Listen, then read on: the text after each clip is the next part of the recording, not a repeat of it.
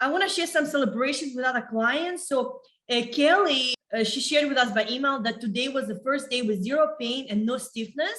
My mood has improved and my energy has increased.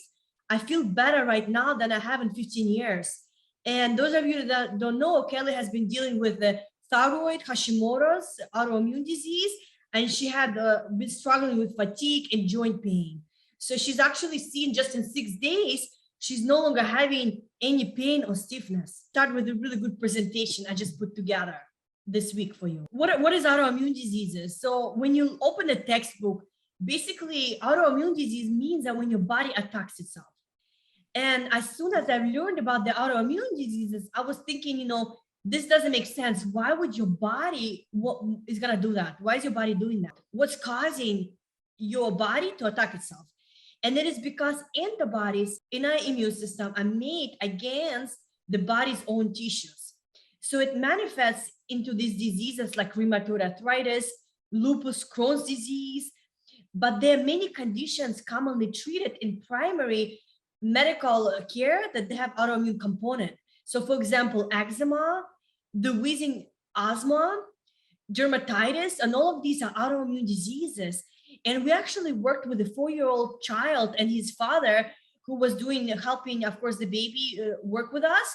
And he was able to recover from asthma. And so he had the wheezing asthma. And again, teaching everything that we teach in this program. So in many cases, many organs are involved with autoimmune diseases. So those rheumatoid nodules in the skin can get you fibroids. Also, you could get a rheumatoid lung and you could get a rheumatoid heart. You can get inflammation from the sclera and the cornea of the eye. You can see basically different organs can be affected by autoimmune diseases. And rheumatoid arthritis, antibodies are made against joint proteins, cartilage, synovial membranes, and collagen. And this is definitely the connective tissue, and it's targets organs like in the lupus as well. So you can see lupus affects all of these organ systems. And even kidneys, we worked with clients who had kidney failure due to having autoimmune disease, and we were able to improve their kidney function and stop the disease from progressing.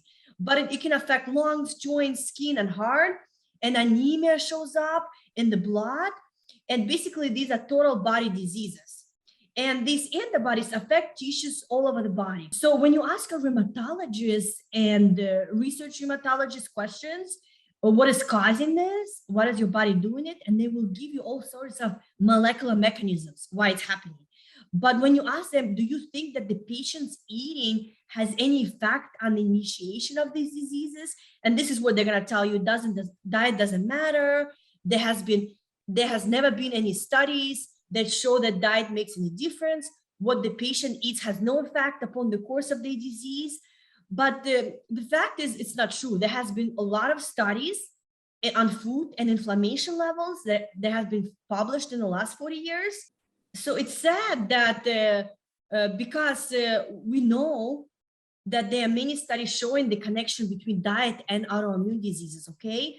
So, but why aren't there hundreds and hundreds of studies? So first of all, there's so many studies about autoimmune diseases, and there are many studies that show the cause and the cure for that disease. So why are we seeing it with these autoimmune diseases in terms of diet? So here's the reason. With all of these conditions, diet is not foremost in the medical literature to see the difference in real people eating real food, and it's different than testing a drug. So with drug, what happens, it's easy to just take thousands of people and give them a pill, right? And the study is done, and some objective marker is looking for the end of the certain period of time, whether it's a blood test to show the difference, right? How the inflammation markers are going down with medicine. But with food, you can't do this type of study with human beings. And first of all, the reason for that is to see the effect of diet upon the diseases. You can't do this for 90 days and forever, right? Because with medicine, they have to do it for decades to do the study. And when you do it with medicine, they can just study it for 10, 20 years because it's easy to give people a pill. But with food, people have to look to see what you're eating every single day. And people have to continue the same diet to be done for decades. And you have to minimize variables. And humans don't do that, and they can't really do that for long term. And we're constantly changing the diets that we put in our plates. And as well as what doctor is going to look to see what you're eating every day. What you're eating Monday, Tuesday, Wednesday, Thursday, Friday, Saturday, and Sunday. They're not going to be doing that. They're not going to be spending hours with just one patient to see what you're eating, to be able to get 10 to 20 years of research. And another reason for that, if the doctor were to watch you what you eat every day, it's going to be very expensive study to do, because we're monitoring the patients and analyzing their dietary intake every single day.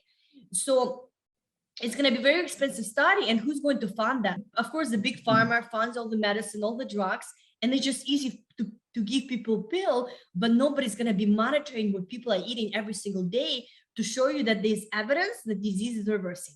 But there have been studies that have been done over the course of 2-3 months that I'm going to go over next, okay?